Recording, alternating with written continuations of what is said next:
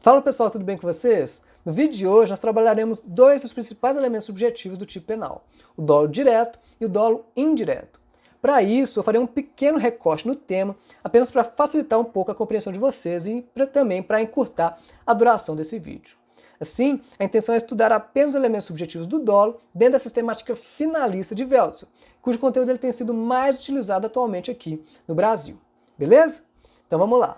Como nós vimos no vídeo sobre o tipo penal, a estruturação da teoria do delito ela se iniciou com List e Belli, lá no início do século XX, quando ambos elaboraram um esquema analítico focado no comportamento humano penalmente relevante. O crime, sob o ponto de vista da teoria analítica, ele é tripartido, e então ele é dividido em tipicidade, antijuridicidade e culpabilidade. Como à época havia uma grande influência das ciências da natureza, a estrutura analítica do crime ela foi concebida de maneira bem objetiva e lógica. O ponto central da teoria era a conduta humana. Dentro disso, pessoal, a conduta humana era um acontecer meramente causal, ou seja, um simples movimento corpóreo. Essa ação ela se converteria em penalmente relevante quando ela fosse considerada típica, ou seja, quando ela se submetia ou se encaixava perfeitamente à norma. A antijuridicidade, por sua vez, era a valoração do comportamento humano no sentido de se verificar se ela seria contrária à ordem jurídica, que era composta pela ordem normativa e os preceitos permissivos. Já a culpabilidade, ela era puramente subjetiva. Era por meio da culpabilidade que se fazia a ligação, através do dolo e da culpa, entre o indivíduo e o fato por ele praticado. Nesse momento, pessoal, o dolo era tido como um querer e uma decisão do autor de realizar o tipo penal. Ou seja, dentro do dolo se enquadrava também a consciência da ilicitude. E aí, por isso, ficou conhecido como dolus malus. Era o dolus malus que dava razão à punição mais pesada aos crimes dolosos comparado com os crimes culposos, pois naqueles havia a consciência da ilicitude e também a vontade de praticar conduta contrária ao direito. Posteriormente, com Veltzer, os elementos subjetivos foram deslocados da culpabilidade para a conduta humana, que diante da teoria ontológica não era mais um mero movimento corpóreo, mas sim um movimento causal, consciente, voluntário e principalmente final. Dessa forma, pessoal, a culpabilidade ela deixa de ser meramente psicológica e passa a ser puramente normativa. Para Veltzer, o sistema do delito ele não deveria ser orientado pela base naturalista, mas sim pela unidade ontológica, composta pela causalidade e pela finalidade. Ou seja, toda conduta humana, segundo o autor, deveria estar orientada por um propósito, constituída por um nexo psicológico entre o indivíduo e o resultado, denominada de finalidade. Ficou-se instituído então, que toda ação humana é orientada à realização de uma finalidade. E somente essa finalidade é que seria capaz de explicar a intervenção do sujeito no mundo exterior. Diante disso, a estrutura da ação humana ela ficou assim definida. 1. Representação da finalidade. 2. Eleição dos meios para obter essa finalidade. E 3. A atuação para alcançar a finalidade. Diante dessa representação da finalidade é que Veltzer escreveu a famosa frase criticando o causalismo. A finalidade é evidente e a causalidade é cega. Assim, pessoal, a finalidade ela se caracterizaria, então, pela capacidade da inteligência humana de antecipar mentalmente o resultado e atuar na direção de sua obtenção. É por isso que Veltzer chama a finalidade de vidente. O dolo, diante dessa estrutura, ele seria definido como a vontade da ação finalmente orientada à realização de um tipo penal. Em outras palavras, haverá dolo quando a gente agir com a finalidade de alcançar determinado resultado.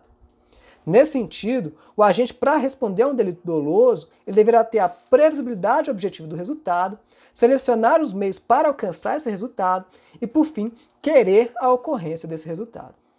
A previsibilidade do resultado, ou seja, a sua representação, caracteriza, portanto, a moldura da vontade.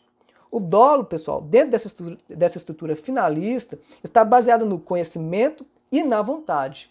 Não haverá dolo e, portanto, responsabilidade por delito doloso se a conduta não for praticada com consciência e vontade. Isso é o que determina o artigo 20 do Código Penal. Quem desconhece um elemento constitutivo do tipo penal não age dolosamente. Esse conhecimento, segundo a doutrina, ele deve ser um conhecimento atual e não potencial, como ocorre na culpa. Assim, o autor, no momento da prática de sua conduta, ele deve estar plenamente consciente do que está fazendo. O conhecimento acerca dos elementos do tipo, quando autoexplicáveis, como por exemplo o conceito de alguém, coisa alheia móvel, etc., é um conhecimento natural do sentido do elemento descritivo, e não sobre a sua subsunção ao tipo penal. Os elementos que possuem conceito jurídico valorativo, como contrato, documento público, funcionário público, esses elementos também precisam ser abrangidos pelo conhecimento do autor, mas a partir de um juízo não jurídico. Seria o que a doutrina chama de valoração paralela na esfera do profano. Ou seja, o conhecimento ele deve ser valorado a partir da perspectiva do círculo individual de conhecimento do autor, ou seja, o significado social daquele elemento. O dolo ele pode ser dividido, então, pessoal, em duas espécies: o dolo direto e o dolo indireto. O dolo direto ele pode ser de primeiro grau ou de segundo grau. O dolo de primeiro grau ele se dá quando a gente quer o resultado e age na direção desse resultado. Exemplo, eu tenho um desafeto, e aí eu arquiteto um plano mental para matá-lo e ajo nesse sentido. Assim, a minha conduta vai ser homicida, dolosa, de primeiro grau. O dolo de segundo grau, que é também conhecido como de consequência necessária, se dá quando o meio escolhido pelo agente para alcançar o resultado inevitavelmente gerará efeitos colaterais que são aceitos por ele. Exemplo, a pessoa quer matar a outra e aí para isso ela coloca uma bomba no avião, sabendo que essa bomba matará não só o sujeito que ele quer, mas também todos os demais tripulantes. Por fim, gente, há também o dolo indireto, conhecido também como dolo eventual ou condicional, que é aquele em que o sujeito representa o resultado como possível e aceita a possibilidade de que ele efetivamente aconteça, assumindo-se assim o risco de sua ocorrência. Nesse caso, pessoal, não há uma finalidade ou uma meta definida pelo autor, e é por isso que a doutrina fala que há um enfraquecimento do elemento psíquico, o que aproxima muito o dolo eventual da culpa consciente.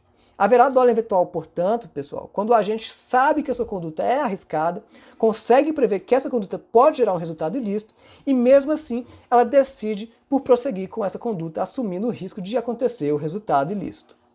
Eduardo Viana, ele dá um exemplo muito bom que abarca os 3 tipos de dolo e que eu vou trazer para vocês aqui. Ele coloca lá, o professor de direito A quer matar a sogra.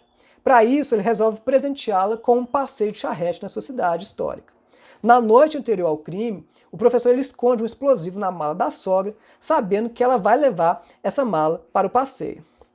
Aí o professor também sabe que no passeio estará a cuidadora de sua sogra e o condutor da charrete, e que inevitavelmente ambos serão também atingidos. Por fim, diante da potencialidade do explosivo, ele representa também a possibilidade de que outras pessoas que transitam na rua sejam atingidas, e assume o risco de que isso venha a acontecer. No dia do passeio, a bomba efetivamente explode, e aí mata a sogra, o condutor da charrete, a cuidadora e, por fim, um pedestre que transitava lá. Diante desses fatos, gente, houve dolo direto de primeiro grau quanto à morte da sogra, dolo direto de segundo grau quanto à cuidadora e o condutor, e, por fim, dolo eventual quanto ao pedestre. Só para finalizar, pessoal, eu gostaria de trazer para vocês também, de forma bem rápida, a distinção entre dolo eventual e culpa consciente. A culpa consciente, pessoal, assim como o dolo eventual, requer a previsibilidade do resultado.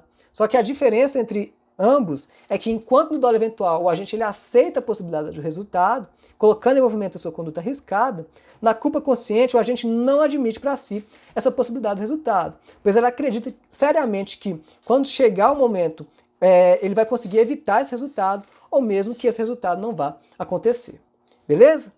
Então, pessoal, esse foi o nosso vídeo de hoje, cujo conteúdo ficou voltado apenas para o dolo finalista. Se você tiver interesse de conhecer a teoria do dolo sem vontade de PUP, recomendo acessar meu vídeo que está aqui embaixo, onde eu falo sobre ele de forma bem introdutória. Eu espero que vocês tenham gostado e peço por gentileza que curtam esse vídeo e se inscrevam no meu canal, beleza? Então, muito obrigado e até a próxima.